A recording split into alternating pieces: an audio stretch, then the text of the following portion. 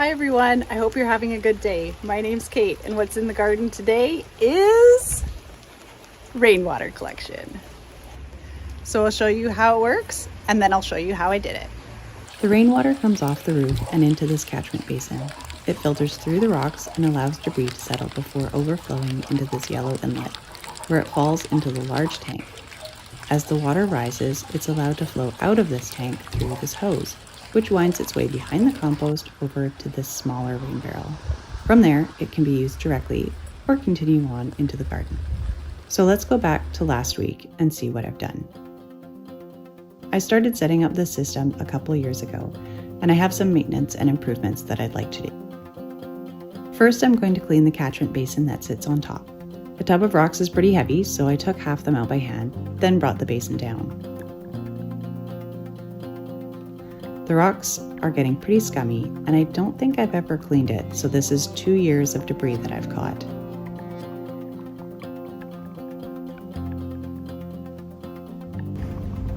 So fall is suddenly here. It's supposed to rain tomorrow and the next day and the next day.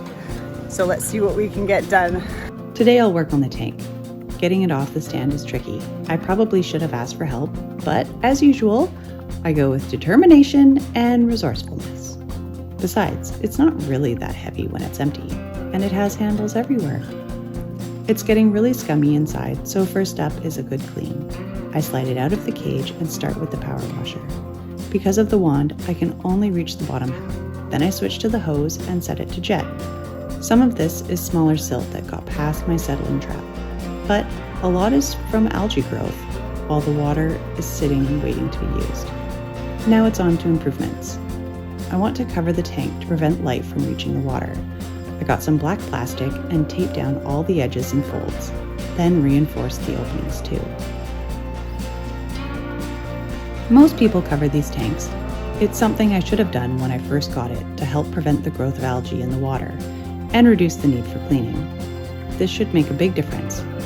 Or it might just hide the water, but either way, I won't have to look at water scum. So I carefully slide the tank back into the cage, making sure not to rip the plastic, and show off how light it is while it's empty. Then I close it up like it was before.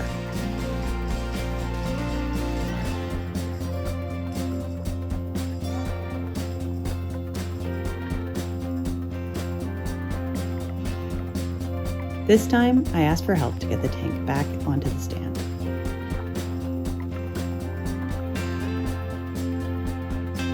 And then I move the potting bench back into place too, and knock everything over.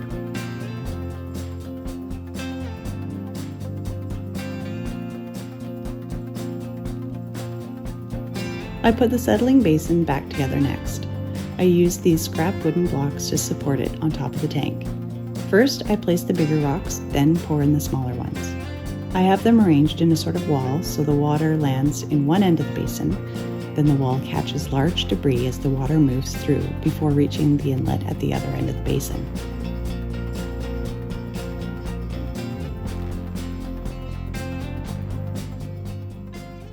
We got some rain yesterday, but there's no rain forecasted for today now. So let's see if we can get this job finished. I give the basin a quick clean and empty the tank. I'm treating this like a first flush of the season, as it hasn't rained in quite a while.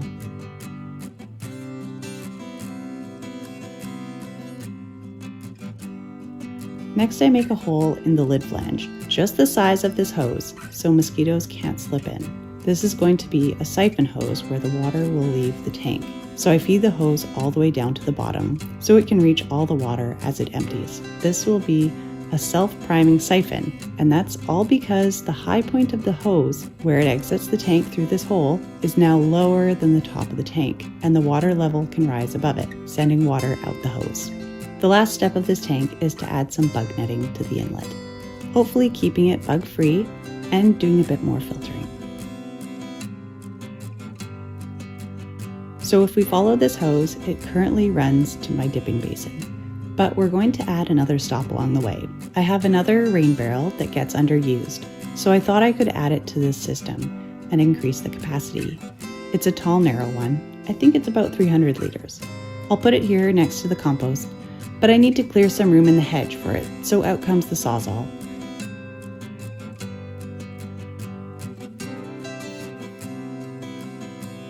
And then the battery died, so I decided to use the worst terrible handsaw to finish cutting the biggest branch.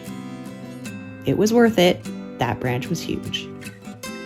This rain barrel is getting pretty grungy too, so it also needs a good clean. This particular container will work really well because it's taller than the first tank. My plan is to align the tops and run the hose between them to allow the water level in both tanks to equalize and fill to the top together, maximizing the storage volume. To figure out level height across a distance, I align one end of a spare hose with the top of the first tank and fill the hose with water. The water level at both ends will be the same height, so I just adjust the other end until I can fill it to the top.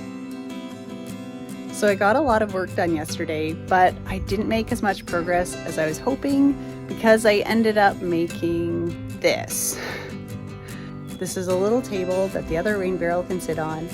It is made just out of scrap material that I had laying around, but I still need to adjust it. Originally, I thought I would just lay some boards on the ground for the rain barrel to sit on, but after realizing it needed to be a bit higher than that, I made the table. I'm fairly happy with it, but I didn't really measure the height properly. Amateur, right? So after clearing a nice smooth spot for it, I measure again.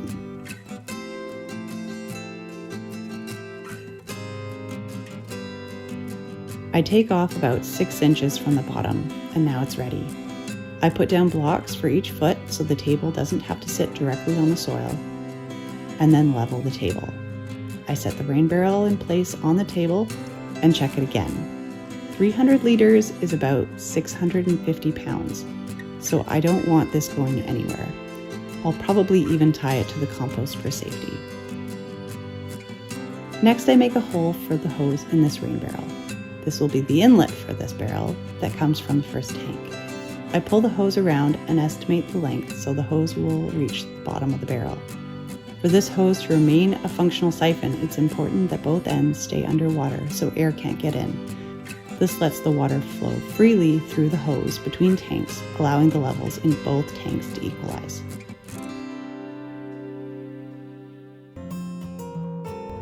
So the project ended up taking longer than expected, but it turned out pretty well. I already have some more improvements in mind, including adding some guttering to the compost, but that's all gonna have to wait for another day. So for now, thanks, and I'll see you next time.